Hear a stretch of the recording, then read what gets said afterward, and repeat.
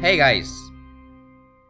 It's kinda weird to start an episode without the actual intro, but I didn't do the outro in the previous one, so we're just kinda like continuing on, you know. So yeah, we're back to this. Oh wow, I did so many changes in the new layer. I forgot about that. Okay, so let's see. I'm still into changing a bunch of different stuff in here. Maybe. I took a little break and had a look at this kid, and he doesn't really look like a kid. He looks like a web designer who decided to jump around. Like the legs are a bit too massive for a kid, maybe. So let's see what we can do about that. And also, I think we need to work better on the wrinkles of this cloth. Because somewhere it has kind of like big wrinkles, and in other places they're really tight. Like very small. Which kind of looks like it's a different type of cloth. And I think it's best to go for bigger wrinkles, so the cloth feels like it's more of a thick cotton. I think it looks better. I don't know, this looks like skin wrinkles at all, so this is bad. So yeah, still loving the hat, the mask. But maybe we should make a bit more hand on the actual face here somehow. Because right now it's kind of weird, these cylindrical shapes of the scarf, they kind of like don't really imply that there's a hat in there. So yeah, maybe redesign some of this area. I don't know how, but we'll see. So yeah, and then we'll just see here and there. Let's try and push this to actual details here. Let's maybe use liquify tool to make this kid a bit more like a kid.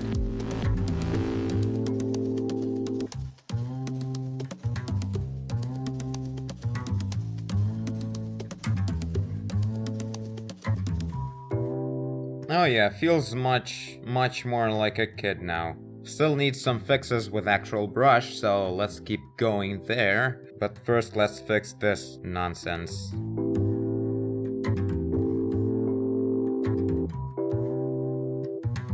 So I don't remember if I mentioned it. I'm really curious, like lately this fall, we figured out this whole thing about like painting without silhouettes in one layer. It's like a completely different type of painting, and I find it a lot more productive, and like when you actually work with a lot of details and with a very rich lighting where everything is bouncing off everything, like light is collecting all the colors from the objects and everything, and also where you really need to make details look like they belong to each other. So they really shouldn't be segregated in different layers. You have to push the edges of different objects, different parts of the outfit or anything with the brush back and forth to find a really good edge. That's about the way you define the edge. So it's really hard to make that happen when you're working with layers. And postponing that to the end, like when you're merging layers in the very end, that's not a very good strategy because you're actually losing a lot of time. You're repeating the work you already did in separate layers again, kind of like fixing it. Well, this is a big subject, but the point is I really like working in one layer now, just saving history in previous layers, and just think through all the details, all the light, all the geometry, absolutely everything, by just putting accurate spots of color on the canvas and thinking it through. It's it feels very different. It's a lot easier on the practical side, like you just touch one layer, just putting colors on one two-dimensional thing. No extra layers, no separate layer of dirt or a layer of highlights or something. It makes it all so much more complicated, actually. You're kind of like, you know, making it harder for yourself in that sense. But at the same time, you have to kind of like, if you're working in one layer, you have to think through all the parts of rendering at the same time.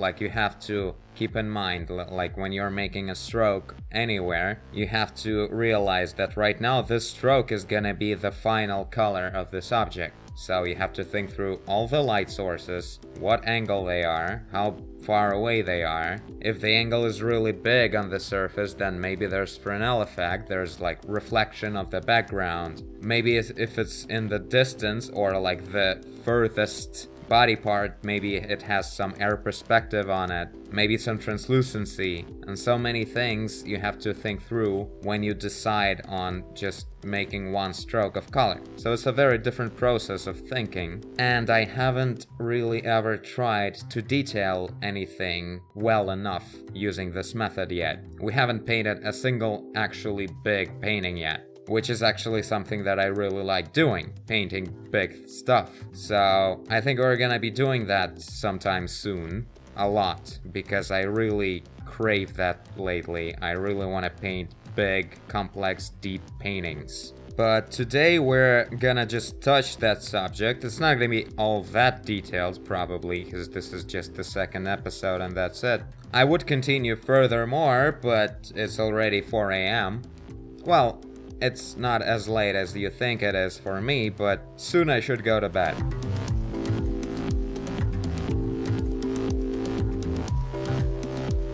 So the paradox of it, like what actually I'm expecting from this whole real finalization of the painting using this method, the fact that it's actually not gonna be easier than beginning of the painting. That's the thing. I had this idea a long time ago. I remember I made a post on Facebook mentioning this fact, but really the point is that if you put details on latter stages of painting and it feels that it's easier, that means that you're ruining your painting right now. Because you don't think about the composition, the dynamics, the geometry, the overall geometry. You don't consider the big picture when you're working on small details. And you will make everything look flat with your flat details. That's something I really had as a huge problem before, and I couldn't really understand what exactly is wrong about it. But when I switched to this new method, it totally became clear that that was the case. And I wonder how this is gonna work out now. Will it be a lot more awesome now? Because the biggest issue about working with the big details is when you're working in layers. That's when layers become really overwhelming and a huge obstacle. It's also an obstacle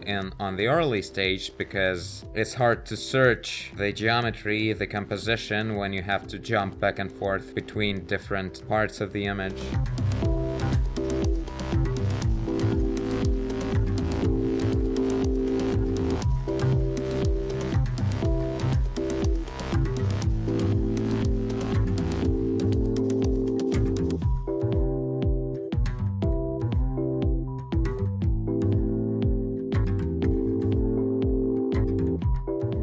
He looks pretty cool. Like this area where we put details on, the head and the scarf, and even the belly wrinkles on the white thing. It's pretty legit. I love it. We should detail stuff more. I mean, details are cool after all.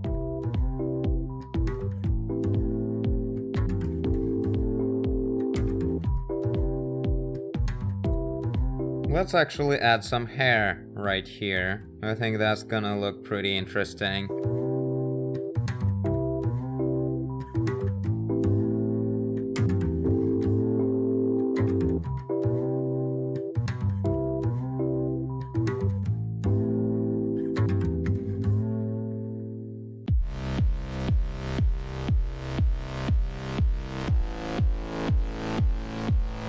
Okay, so I think we're almost done here for the episode.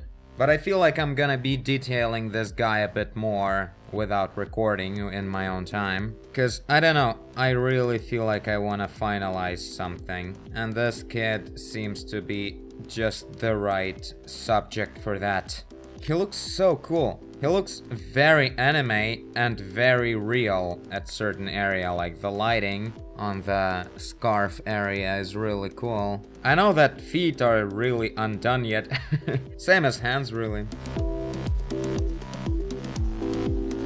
Okay, done. So yeah, this is our prototype for the mascot of ArtRage turned out to be so colorful and interesting. I really like it. I don't remember ever painting anything like this, which is like the best when you get to paint something very different and still avoid using references. So yeah, really happy. And I gotta say, the workflow with the program this time was absolutely smooth. I don't know, I didn't even have any problems with opacity control or anything. I don't know, everything worked pretty well. Well, I didn't push things to areas where I knew that it wouldn't work, but I mean, we got to paint this and the process was very pleasant. So that's really great. So yeah, really excited to see future betas and the final ArtRage 5 version, because this thing really works. I was also mostly using my custom brush this time, but like on the detailing stage.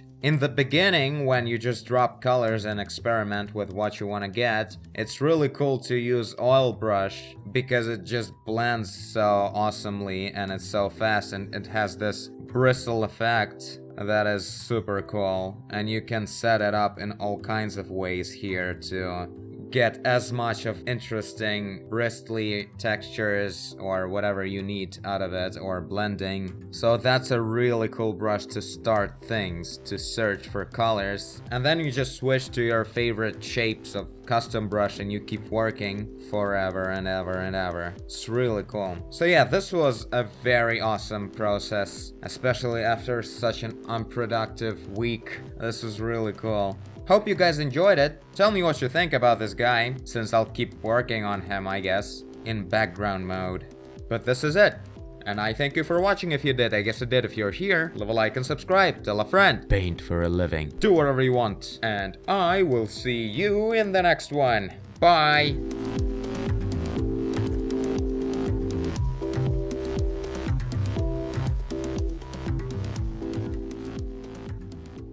He's the painter this town deserves, but not the one he needs.